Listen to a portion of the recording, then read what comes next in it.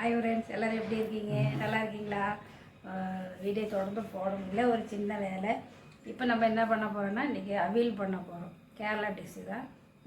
அது நம்மளும் இன்றைக்கி பண்ணுறேன். அதை எப்படின்னு பார்க்கலாம் வாங்க. அவியலுக்கு வந்து எல்லா காயுமே போடலாம். என்னென்ன காய் இருக்கோ அத்தனையும் போடலாம்.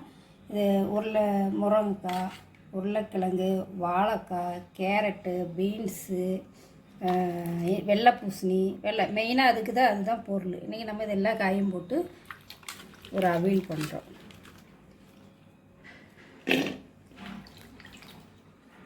இதெல்லாம் இவ்வளோ காய் இருக்குதுன்னு பார்த்துக்கணும்னா, ஆனால் இந்த காய் வேகும்போது நல்லா உடஞ்சி கொஞ்சமாக தான் இருக்கும். ஆனால் மெயினாக அவியலுக்கு பொருள் வந்து சேனக்கிழங்கு, கொத்தவரங்காய், இனிப்பு பூசணி, வெள்ளை பூசணிக்காய். இனப்பூசணியே வேண்டாம், அது இனிச்சிட்டு கிடக்கும். பாவக்காய் போடுவாங்க ஒரு சாங்கியத்துக்கு, அது லைட்டாக கசப்படிக்கும். ஆனால் அது போடணும். எல்லா காயுமே சேர்ந்து வந்து பாவக்காயும் போடணும். இப்போ நம்ம பாவக்காயும் போடலை, இருக்கிற காயை போட்டுக்கலாம். இதில் 4-5 வகை காய் இருக்குது. இதில் லைட்டாக நம்ம தண்ணி ஊற்றி, லைட்டாக தான், ரொம்ப வேண்டாம், லைட்டாக தண்ணி ஊற்றிட்டு மஞ்சத்தூள் போடுறவங்க போடலாம்.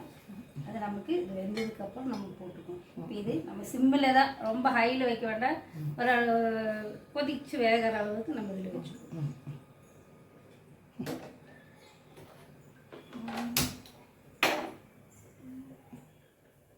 ஓரளவு சிம்மில் வச்சுருக்கோம். இது அப்படியே வேகட்டும். நான் இது புதுசாக வாங்கினேங்க, நல்லா இருக்கான்னு வீடியோவில் கமெண்ட் பண்ணுங்க. இது ரெண்டுமே புதுசாக வாங்கினது. அழகாக உருளி, சின்ன உருளி, நல்லா இருக்குங்க. இதில் நம்ம இந்த குண்டாஞ்சட்டிலெல்லாம் வைக்கிற மாதிரி தானே இது கரெக்டாக அழகாக நல்லா இருக்குது. நம்மளுக்கு தக்காளி சாப்பாடு, வெஜ்ஜு பிரியாணி எல்லாம் பண்ணுறேன்னா இதே மாதிரி இன்னும் கொஞ்சம் பெருசு. இது எனக்கு நல்லா அழகாக இருக்குது. ரெண்டுமே வாங்கியிருக்கோம். எனக்கு இந்த மாதிரி இருக்கிறது ரொம்ப பிடிக்காதுனால வாங்கிக்கிறேன். இது நம்ம சிம்பிள் வச்சு முடிய வேக வச்சோம்.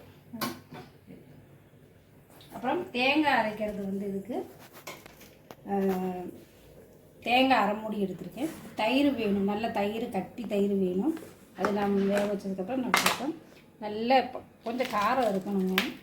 பச்சை மிளகு இப்படி உடச்சி போட்டதாக அரையும். சின்ன பச்சை மிளகா ஒன்று. மிளகாத்தூளெல்லாம் இதில் போடக்கூடாது. பச்சை மிளகாய், ஜீரகம், 2 சின்ன வெங்காயம் போடுறவங்க போடலாம். அப்புறம் வந்து தேங்காய் அரை மூடி, நல்ல வெள்ளை காயாக இருக்கணும். நல்லா இந்த மாதிரி வெள்ளை தேங்காய் போடுறது பார்த்திங்களா, இந்த மாதிரி இருக்கணும். ஆனால் 2 கருவேப்பிலை வாசத்துக்கு போடலாம். போட்டு நல்லா நெய்ஸாகவும் அரைக்க வேண்டாம், திப்பியாக ஓரளவுக்கு திப்பி நம்ம அரைச்சி எடுத்துடலாம். அரைச்சிட்டு உங்களுக்கு அது காட்டுறேங்க. இது காரத்துக்கு பச்சை மிளகா இது போடும். தண்ணி ஊற்றி அரைக்காதீங்க, சிம்மை திருப்பி எடுத்தால் மட்டும் போடும். அரைச்சிட்டு வரலாம். காய் பாருங்கள், நல்லா ஆவிலே வெந்துருச்சு. தண்ணியெல்லாம் ஊற்றவே இல்லை, பார்த்துக்கலாம். இப்போ இதில் நம்ம லைட்டாக மஞ்சத்தூள் போட்டு கொடுக்கலாம். மஞ்சத்தூள் தேவையில்லை, ஆனால் இருந்தாலும் கலருக்காக நம்ம போடுவோம். அப்புறம் தேங்காய் பார்த்துக்கோங்க. தேங்காய் நான் தண்ணி இல்லாமல் அரைச்சி வச்சுருக்கேன். இதை நம்ம போட்டுக்கலாம். இந்த மசாலெலாம் வேகணும் இல்லையா, அதுக்காக நம்ம லைட்டாக கொஞ்சம் தண்ணி,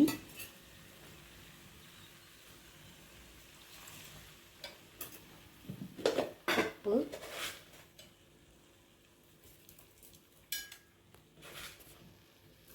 காய் காட்டலையா, நல்லா வெந்துருச்சுப்பா. இதை நல்லா நம்ம பரட்டி விட்டுறலாம்.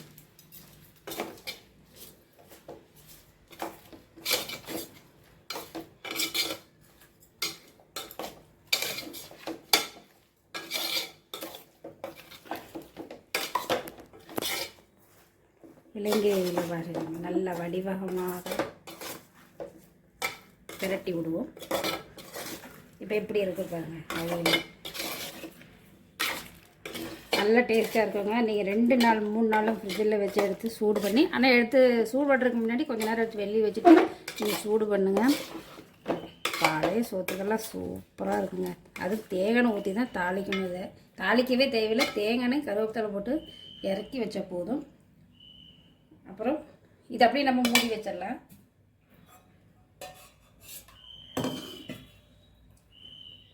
இன்னும் கொஞ்சம் அப்படியே தண்ணி ஊற்றி இது கரண்டிக்கு மட்டும். எப்படி இருக்குது பாருங்கள் அவியல், சூப்பர் டேஸ்ட். இன்றைக்கி காயெல்லாம் நிறைய இருந்ததுனால நம்ம இன்றைக்கி பண்ணுறோம். அதேமாதிரி இதுக்கு கட்டி தயிர் எடுத்து வச்சுக்கோங்க பாருங்கள், நம்மளாம் புறைய ஊற்றின கட்டி தயிர். இது நம்ம வெந்ததுக்கப்புறம் ஊற்றிக்கலாம்.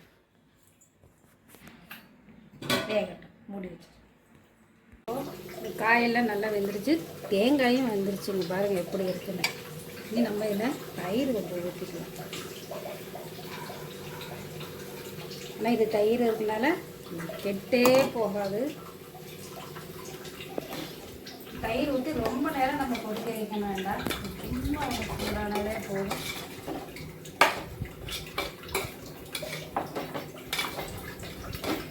எங்களுக்கு வாசம் தொலைக்கி பாருங்க.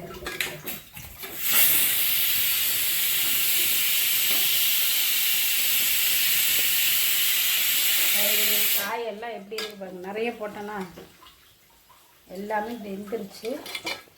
தண்ணி ஊற்றாம இப்போ இது போதும். இதுக்கு நம்ம லைட்டாக கருவேப்பிலை மேலே போட்டு அவ்வளோதாங்க. கொதி வருதுங்களா, தயிர் ஊற்றி அவ்வளோதான், ஆஃப் பண்ணிடலாம். அதில் உப்பெல்லாம் பார்க்கலுங்க. இப்போ கருவேப்பிலை போட்டாச்சு.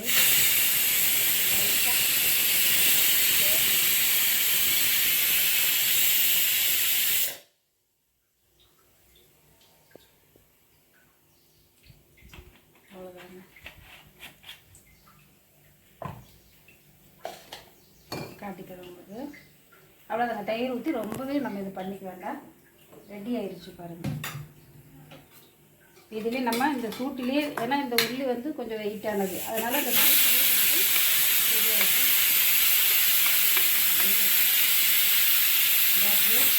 சூப்பரான அள்ளி ரெடி ஆயிடுச்சு.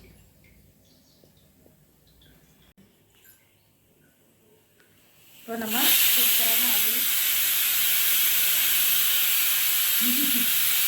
பாயசத்துக்கு ரெடி ஆகிட்டுருக்கு. இது சூப்பரான அவியல் நம்ம ரெடி ஆகிடுச்சு. கண்டிப்பாக நீங்கள் செஞ்சு பாருங்கள், ஈஸியான மெத்தேடு தான்.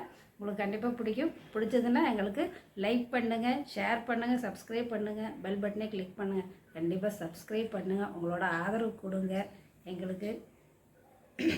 கண்டிப்பாக நீங்கள் வீட்டில் செஞ்சு பாருங்கள். சூப்பர் டேஸ்டியான அவியல்.